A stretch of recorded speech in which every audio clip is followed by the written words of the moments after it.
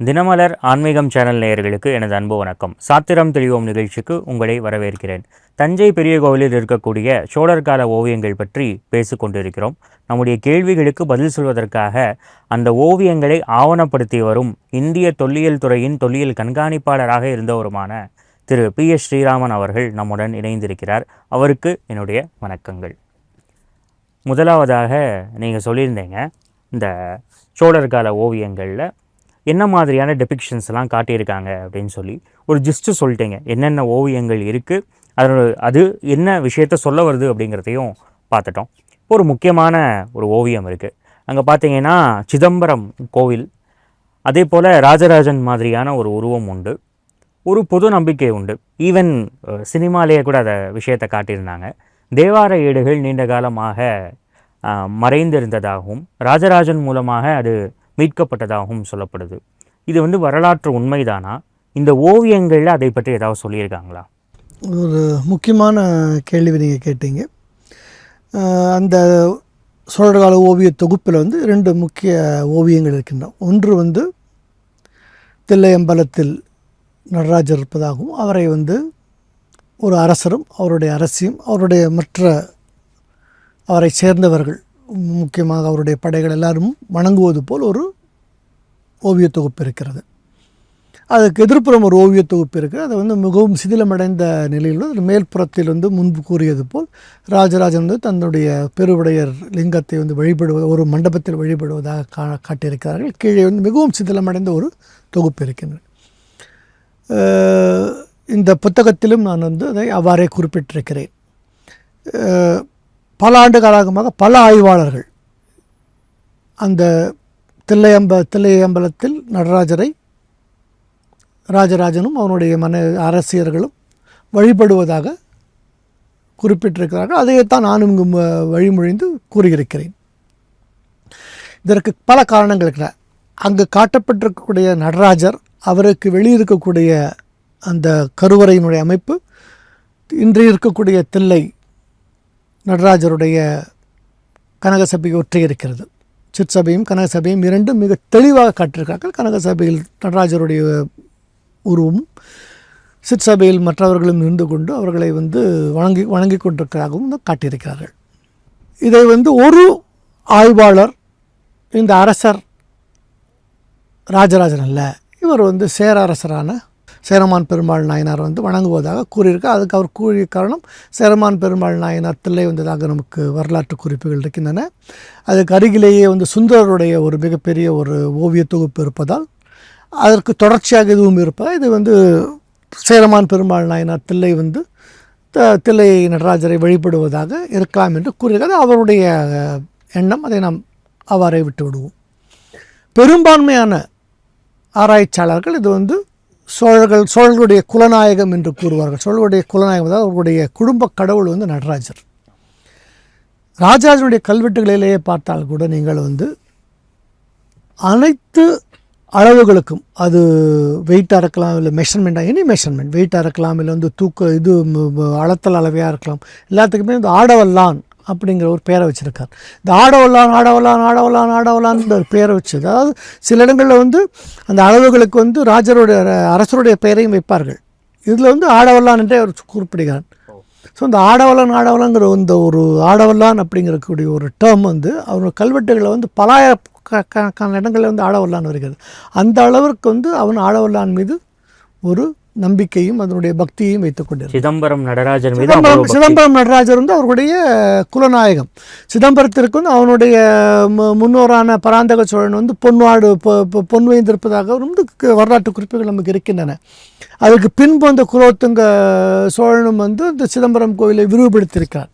So சிதம்பரமும் சோழர்களும் பிரிக்க முடியாதவர்கள். ஆகவே அது சோழர்கள் காலத்தில் இதை அந்த சிதம்பரத்திற்கு சென்று ராஜராஜன் அவருடைய மனைவி அரசியர்களும் வழிபடுகிறார்கள் என்று கொண்டிருந்தார்கள். ஓகே, இது ஒரு அக்செப்டபிள் இன்டர்பிரிட்டேஷனாக இருந்து நானும் அதற்போது தான் நினைத்திருந்தேன். கிட்டத்தட்ட 20 ஆண்டுகளுக்கு முன், ஒரு 2 ஆண்டுகளுக்கு முன், 20 ஆண்டுகளுக்கு பின், என்னுடைய புத்தகம் 20 ஆண்டுகளுக்கு பின், ஒரு 2 ஆண்டுகளுக்கு முன்பு இதை மீண்டும் இந்த ஆவணத்தை எடுத்து பார்த்து கொண்டிருந்தேன். மிக துல்லியமாக கணினியில் போட்டு பார்த்து கொண்டிருந்தேன். அப்பொழுது எனக்கு ஒரு சில சந்தேகங்கள் வந்து வந்தன. எவ்வாறு அந்த ஓவியம் இருக்கிறது ஒரு சிறு குறிப்பு, அதாவது நடுவில் தில்லை அம்பதி அந்த 2 சபைகளும் காட்டப்பட்டு உள்ள வந்து நடராஜருடைய மிக அருமையான ஒரு ஓவியம் இருக்கிற ஒரு ஆகாசத்தில் அவர் வந்து ஒரு நடனம் ஆடுவது போல் இருக்கின்ற, கீழே வந்து தில்லை காளி அது காளி மற்றும் பார்வதி அதை அருகிலிருந்து பார்த்து கொண்டிருக்கிறார், நந்தியர் எல்லாரும் இருக்கிறார்கள். இந்த 2 முக்கியமான ஒரு மிக அழகாக மிக அதிக அளவில் 2ம் காட்டப்பட்டிருக்கு. இவருக்கு சுற்றி அந்த பிரகாரத்தில் வந்து சில சைவ குருக்கள் அமர்ந்து கொண்டு அவர்களுக்கிடையே ஏதோ ஒரு விவாதத்தை செய்து கொண்டிருக்கிறார்கள், ஏதோ பேசிக் கொண்டிருக்கிறார்கள். ஒரு பக்கத்தில் ஒரு 9 to 10 அரசவை பெண்டிர்கள் அமர்ந்து கொண்டு ஒருவருக்கு மற்றொருவர் பேசிக் கொண்டிருக்கிறார்கள். அதே போல் கீழே வந்து பார்த்தீங்கன்னா பாமரர்கள் நின்று கொண்டு அந்த இறைவனை தொழுத வண்ணம் இருக்கிறார்கள். அந்த சிதம்பரம் கோவிலுடைய பிரகார வெளிச்சுற்று மதில்களும் காட்டப்பட்டிருக்கின்றன. அந்த வெளிச்சுற்று மதில்களுக்கு வெளியே ஒரு பக்கம் அரசனுடைய பட்டத்து குதிரையும் பட்டத்து யானையும் காட்டப்பட்டிருக்கின்றன. மற்ற காவலர்கள் இருக்கிறார்கள், அந்தணர்கள் ஒரு 3 அந்தணர்கள் இருக்கிறார்கள், அது இது பிரகாரத்திற்குள்ளேயே மற்றவர்களும் இருக்கிறார்கள். ஸோ உங்களுக்கு வந்து பார்த்திங்கன்னா அது வந்து அரசன் வந்து தன்னுடைய முழு பரிவாரங்களுடனும் சென்று அந்த நடராஜரை வணங்குவது போல் இருக்கிறது. சரியாக தான் இருக்கிறது. பின்பு நான் பார்க்கும் பொழுது அந்த நடராஜருடைய கால்களுக்கு கீழே ஒரு 3 உருவங்கள் இருந்தன. இந்த 3 உருவங்களை நான் வந்து தவறாக வந்து என்னுடைய புத்தகத்தில் போட்டு இது வந்து 3 அவருடைய தந்தையும் அவருடைய 2 மகன்களையும் அழைத்து கொண்டு வந்திருக்கார் என்று எழுதியிருக்கிறேன். மீண்டும் பார்க்கும்பொழுது பார்த்தால் அந்த 3 உருவங்களுக்கு மட்டும் பீடம் போட்டு காட்டியிருக்கிறார்கள். மற்றவர்களெல்லாம் வெறும் காலில் தரையில் நின்று கொண்டிருப்பது போல் இந்த 3 உருவங்களுக்கு வந்து பீடத்தை காட்டியிருக்கிறார்கள். இது என்னுள் ஒரு பொறியினை கிளப்பியது. எப்படி இதற்கு மட்டும் என் 3 பீடத்தில் இருப்பது போல் காட்டியிருக்கிறார்கள்? பீடம் என்று வந்தால் அது வந்து ஒரு உருவச்சிலையாகத்தான் இருக்குமே தவிர ஒரு உயிருள்ள உருவமாக இருக்க முடியாது. அந்த ஓவியத்தில் நடராஜரையும் நடராஜருக்கும் உயிரோடு தான் இருக்கிறாருங்க. ஆக்சுவலாக அது எனக்கு பொறுத்த வரைக்கும் உண்மையிலேயே நடராஜர் வந்து அரசனுக்கு வந்து தனது உண்மையான நடனத்தை காண்பித்தது போல் தான் அவர்கள் உருவப்படுத்தி இருக்கிறார்கள். அப்படி தான் நம்ம எடுத்துக்கொள்ள வேண்டும், உண்மையோடு நம்ம எடுத்துக்கொள்ள வேண்டும்.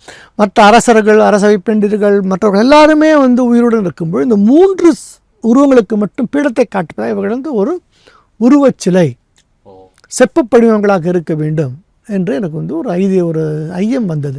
இதை நான் மீண்டும் யோசனை பண்ணும் பொழுது தான் இந்த தேவாரத்தை மீட்டெடுத்த இந்த தேவாரத்தை மீட்டெடுத்தல் என்ற ஒரு நிகழ்ச்சி வந்து அவனுடைய எந்த கல்வெட்டுகளிலுமே ஆவணப்படுத்தப்படவில்லை. நான் தான் இந்த தேவார ஏடுகளை மீட்டெடுத்தேன், ஆவணப்படுத்தவில்லை. இது எவ்வாறு நமக்கு தெரிந்தது என்றால், கிட்டத்தட்ட 13-14ஆம் நூற்றாண்டுகளில் வாழ்ந்த மற்றொரு திருமுறை கண்ட புராணம் என்று கொற்றவன்குடி சிவாச்சாரியர் என்பவர் திருமுறை கண்ட புராணம் என்று நூலை எழுதியிருக்கிறார். இந்த நூலில் வந்து இந்த கதை வந்து கூறப்பட்டிருக்கிறது. இதற்போல் ஒரு சோழ அரசன், அந்த அரசனை வந்து ராஜராஜன் என்று தெளிவாக சொல்லவில்லை. ராஜராஜன் என்று சொல்லுகிறார், அவர்களுக்கு அனபாயன் என்று சொல்லுகிறார். அனபாயன் என்பது ராஜராஜனுடைய பட்ட பெயர் இல்லை, அனபாயன் என்பது குலோத்துங்கனுடைய பட்ட பெயர். ஆனால் ராசராச மன்னன் என்று கூறுகிறார். நிறைய இது இன்டர்னல் கான்ட்ரடிக்ஷன் சொல்லுவோம், குழப்பங்கள் இருக்கு. ஆனால் வந்து அந்த கதையை வந்து அவர் சொல்கிறார். அந்த கதை எப்படி சொல்வதுனால், தேவார ஏடுகள் வந்து இருந்ததாகவும் ஒரு சில தேவார ஏடுகளை ராஜராஜனுக்கு தேவார பதிகங்களே ராஜராஜனுக்கு தெரிந்தாகவும், ஆனால் நிறைய அளவு தேவார பதிகங்கள் இருந்தாகவும் இவைகள்லாம் ஒரு எங்கோ இருக்கிறது என்று தெரிய வந்ததால் ராஜராஜன் தனது இன்னொருவரான நம்பியாண்டார் நம்பி என்பவரை சென்று கேட்கிறார். இதில் இந்த ஏடுகள் எல்லாம் எங்கிருக்கிறது. நம்பியாண்டார் நம்பி விநாயகரை கேட்டு இது வந்து தில்லையில் மிக பாதுகாப்பாக இருக்கிறது, ஒரு அறையில் இருக்குது, அங்கே போய் சென்றால் கிடைக்கும் என்று சொல்லும் பொழுது ராஜராஜன் தன்னுடைய படை சகிதமாக அனைவரும் சகிதமாக அந்த கோவிலுக்கு தில்லை கோவிலுக்கு செல்கிறார். ஆனால் அங்கே வந்து அந்த அறையை அவரால் திறக்க முடியவில்லை. அதற்குண்டான இது வந்து அப்பொழுது அந்த தில்லை வாழ்ந்தனர் என்ன சொல்லுகிறார்கள் என்றால், இந்த 3மே சைவ சமயம் 3 குறவர்கள், அதாவது சுந்தரர், அப்பர், திருஞான சம்பந்தர் ஆகிய 3 அவர்கள் 3 வந்தால் மட்டுமே இந்த அறையை திறக்க முடியும், இல்லாவிட்டால் அந்த அறையை திறக்க முடியாது என்று அவர்கள் கூறுகிறார்கள். அப்பொழுது அந்த அரசன் என்ன செய்கிறார் என்றால், இந்த 3 திருமேனியை திருவிழாவாக எடுத்துக்கொண்டு வருவதாகவும் வரும்பொழுது அந்த அறை திறந்து விட்டதாகவும் அந்த புராணத்தில் கூறுகிறார். இதை ஆய்வாளர்கள் என்ன சொல்லுகிறார் என்றால், தேவார திருப்பதிகங்கள் ராஜராஜனுக்கு முன்பிருந்தே பாடப்பட்டு வந்திருக்கின்றன. அதற்குண்டான நிபந்தங்களையும் தேவையான இவைகளையும் பல அரசர்கள், பல்லவரசர்களும் சோழர்களும் கொடுத்திருக்கிறார்கள். அதற்கான தெளிவான கல்வெட்டு நம்மளிடையே இருக்கிறது. ராஜராஜனை நிறைய சேவாச்சாரியர்களை தனது கோவிலுக்கு கொண்டு வந்து அதனுடைய கல்வெட்டு வைக்கிறார். ஆகவே தேவாரங்கள் பாடப்பட்டு வந்தன, அனைவருக்கும் தெரிந்த பதிகங்கள் இருந்தன, அனைவருக்கும் தெரிந்தது. ஆகவே இது இதை ராஜராஜன் அந்த சென்று அந்த ஓலைகளை மீட்டு மீண்டும் தேவாரத்தை ஒழுங்குமுறைப்படுத்தி இருக்க வேண்டும் என்று கூறுவது ஒரு வரலாற்று உண்மை இல்லை. உண்மையில் வரலாற்று இந்த திருமுறை கண்ட புராணம் என்பதை ஒரு கற்பனை கதைகள் என்று கூறினார்கள். சரி, சொல்வதே சரியானதான். பாடப்பட்டு வந்த எல்லாராலையுமே பதிகங்கள் அவ்வாறு தொகுக்கப்பட வேண்டுமானாலும் இவர்கள் அனைவரையும் அப்போது தேவார பிடார்கள் அனைவரையும் அழைத்து அவனுடைய அரசவையில் வைத்து அனைவரிடமிருந்து அந்த தேவார பதிகங்களை வாங்கியிருக்க முடியும். இது உண்மைதான். ஆனால் இந்த ஓவியத்தை பார்க்கும் பொழுது அந்த மூவருக்கு மட்டும் ஏன் பீடம் கொடுத்திருக்கிறார்கள் என்று கேட்கும் பொழுதுதான் எனக்கு தெரிந்தது இது ஒரு உண்மையில் நடந்த ஒரு நிகழ்ச்சியை அவனுக்கு ஆவணப்படுத்தியிருக்கான். இது வெறும் அவன் சென்று அந்த கோவிலில் நடராஜை தரிசிப்பதானதில்லை. 3. சரி, அடுத்த என்னுடைய கேள்வி, அதாவது அந்த புராணத்தை திருமுறை கண்ட புராணத்தை பார்க்கும்பொழுது தில்லையில் உரைகள் இருந்தன. தில்லைக்கு ராஜராஜன் தனது படை பரிவாரங்களுடன் செல்லுகிறான். தில்லையில் அவர் செல்லும்போது ஒரு அறையில் அந்த ஓலைகள் இருந்தன. அந்த ஓலைகள் இருந்த அறையை திறப்பதற்கு மும்மூர்த்திகளின் சிலையை கொண்டு வருகிறார். இது கதை. ஸோ அந்த ஓவியத்தில் சிதம்பரம் நடராஜர் கோயிலில் தெளிவுற இருக்கிறது. ராஜராஜனுடைய உருவம், ராஜராஜன் அவனுடைய அரசர்கள் இருக்கார்கள், அவருடைய படை சூழ்ந்து சென்றார்கள், அனைவரும் இருக்கிறார்கள். இப்போ இதில் இல்லாதது 2. ஒன்று இந்த மும்மூர்த்திகளுடைய சிலைகள், சைவ குருவர்களுடைய சிலைகள். 2வது தேவாரம் இருந்த அறை. இது 2ம் இந்த ஓவியத்தில் இருக்கிறதா என்று மீண்டும் பார்க்க சென்றேன். அப்பொழுது இந்த ஓவியத்தை நீங்கள் பார்க்கும்போது இந்த மூன்றே அந்த சிலையில் அந்த ஓவியத்தில் இருக்கிற அனைவரை தந்த 3 மட்டும் பீடம் கொடுக்கப்பட்ட அந்த 3ம் ஒரு செப்பு திருமேனியாகத்தான் இருக்க வேண்டும் என்று நாம் நிச்சயமாக கூற முடியும். அதே போல் அந்த பிரகாரத்திற்கு வெளியே ஒரு அறையில் ஒரு சிறு பீடம் போல் வைத்து அந்த பீடத்தில் எதையோ வைத்து மூடப்பட்டிருக்கிறது. அதற்கு அனைத்து விதமான மங்கள பொருட்களால் தினசரி பூஜைகள் நடந்து கொண்டு ஒரு விதமாக காட்டியிருக்கிறார்கள். அந்த மண்டபத்தை மிக அழகாக அலங்கரித்திருக்கிறார்கள். நான் முதலில் பார்க்கும்போது ஏதோ ஒரு அறை இருக்கிறது, ஒரு மண்டபம் இருக்குது, மண்டபத்தில் ஏதோ இருக்கிறது எழுதிவிட்டேன். பின்பு இதையெல்லாம் தொடர்புபடுத்தி பார்க்கும் பொழுது இந்த தேவார ஏடுகள் அந்த சிதம்பரத்தில் ஒரு அறையில் இருந்ததும் அந்த திருமுறை கண்ட புராணத்தின் நிகழ்ச்சியும் இதெல்லாம் ஒன்றுக்கொன்று ஒப்பிட்டு செல்கின்றன. இதை தொடர்புபடுத்தி பார்த்தால் அந்த ஓவியம் இன்று என்னை பொறுத்தவரை அது திருமுறை கண்ட புராணத்தின் நிகழ்ச்சிகளையே காட்டுகின்றன. அந்த நிகழ்ச்சிகளைத்தான் திருமுறை கண்ட புராணத்தில் கொஞ்சம் கற்பனை அவலம் சேர்த்து எழுதியிருக்கிறார்கள். யாரோ எழுதியிருக்களோ தெரியாது, கற்பனை அதிகமாக கூறியிருக்கிறார்கள். ஆனால் அந்த தேவாரத்தை, அந்த தில்லையில் இருந்த தேவார ஏடுகளை அவன் வெளிக்கொணர்ந்து அதை திருமுறைப்படுத்தியிருக்கிறான். இது யார் திருமுறைப்படுத்தியது? 1லிருந்து 6ஆம் திருமுறை, 1, 2, 3, 6, 7 திருமுறைகள் தான். இதை செய்தது நம்பியாண்டார் நம்பி. இது அனைவரும், அனைத்து ஆய்வாளர்களும் ஒப்புக்கொள்கிறார்கள். முதல் 7 திருமுறைகளும் நம்பியாண்டார் நம்பி தான் தொகுத்தார்.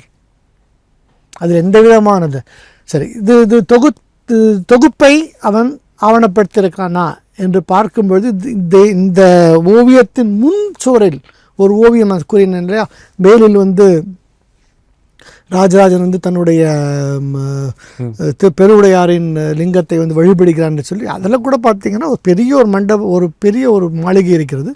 மாளிகைக்குள் ஒரு சிறிய மண்டபத்தை அமைத்து அதில் பெருவுடையார் லிங்கத்தை பிரதிஷ்டை செய்து பூஜை செய்கிறான். அந்த பூஜையில் பார்த்தீர்களானால் பூஜை வெறும் பெருவுடையார் லிங்கத்துக்கு மட்டுமில்லை, அந்த லிங்கத்துக்கு பக்கத்திலேயே ஒரு சிறிய நடராஜருடைய ஓவியத்தை வைத்திருக்கிறார். அது ஓவியம் என்று எப்படி சொல்லுவோம் என்றால் அது வந்து ஃப்ரேம் இருக்குது. It's a framed painting. எப்படி இப்போ இந்த நம்ம பெயிண்டிங் வந்து ஃப்ரேம் பண்ணுறோமோ இந்த ஃப்ரேம் பண்ணி வச்சுருக்காங்க. ஸோ பூஜை அந்த நடராஜருக்கும் சேர்த்தே தான் நடந்து கொண்டிருக்கின்றது. நான் கீழே கூறினேன், இந்த கீழே வந்து அவனுடைய முழு அரசவையும் இருக்கிறது என்று. அதை கூர்ந்து கவனித்தோமானால் அந்த அதில் வந்து அமர்ந்துள்ளவர்கள் 2 பக்கமும், இடது பக்கமும் வலது பக்கமும் ஒருவரை நோக்கி அமர்ந்திருக்கிறார்கள். வலது பக்கம் பார்த்தீர்களானால் எல்லாம் அரச பெண்டிர்கள் எல்லாம் இருக்கிறார்கள். அதில் முன் வரிசையில் முதலில் ஒருவர் வெறும் ஒரு சிறு கச்சையை அணிந்து கொண்டு ஒரு ஆசனத்தின் மீது அமர்ந்திருக்கிறார். அடுத்து பார்த்தோம்னால் ஒரு ராஜராஜனுடைய ஒரு உருவம் போல், அதாவது எதிர்ப்புறம் எங்கே அந்த நடராஜர் தில்லை என்பதில் எப்படி ஒரு உருவம் இருக்கோ அதை ஒத்த ஒரு உருவம், நம்ம ராஜராஜன் என்று கொண்டு அதே ராஜராஜனுடைய உருவம் போல் உருவத்தை அடைந்திருக்கார்கள். அதுக்கு அடுத்து ஒரு உருவத்தை பார்த்தால் மிக மிக இளமையாக காட்டியிருக்கிறார்கள். பின்பு அகைன் அடுத்த 2 உருவங்கள் காணவில்லை. அதுக்கு அடுத்த 3 உருவங்களில் வந்து இந்த ராஜராஜனுடைய அரசியர்கள் அங்கே எவ்வாறு காட்டப்பட்டாரோ அதே போல் இங்கேயும் திட்டிருக்கார்கள். இவர்களுக்கு கீழே 3 வரிசைகளில் அரசவை பெண்டிர்கள் வந்து அமர்ந்திருக்கிறார்கள். எதிர்ப்புறம் பார்த்தோம்னால் அரசு அதிகாரிகள், உயர் அதிகாரிகள் எல்லாம் இருக்கிறார். எவ்வாறு என்றால் கீழ் வரிசையில் இருக்கிற அதிகாரிகள் மிகவும் எளிமையான உடையிலும், அதற்கு மேல் வரிசையில் இருக்கிற அதிகாரிகள் கொஞ்சம் அளவுக்கு அதிகமான ஆபரணங்களோடு கூடிய உடைகளையும், அதற்கு மேல் வரிசைகளுக்கும் மிக அருமையானவருக்கும் கொண்டு இருக்கார். இதில் சில அதிகாரிகள் பார்த்தீர்களானால் கையில் ஓலைக்கட்டுகளை வைத்துக்கொண்டு உட்கார்ந்திருக்கிறார்கள். எவ்வாறு என்று கேட்டால் நம்மளுக்கு கல்வெட்டுகளில் வந்து மிக தெளிவாக வருகிறது. அதாவது அரசர் வந்து ஒரு ஆணையை கொடுத்தால் அந்த ஆணையை வந்து திருமந்திர ஓலை நாயகம் இவர்களெல்லாம் அதை வந்து பதிவு செய்து கொள்வார்கள்.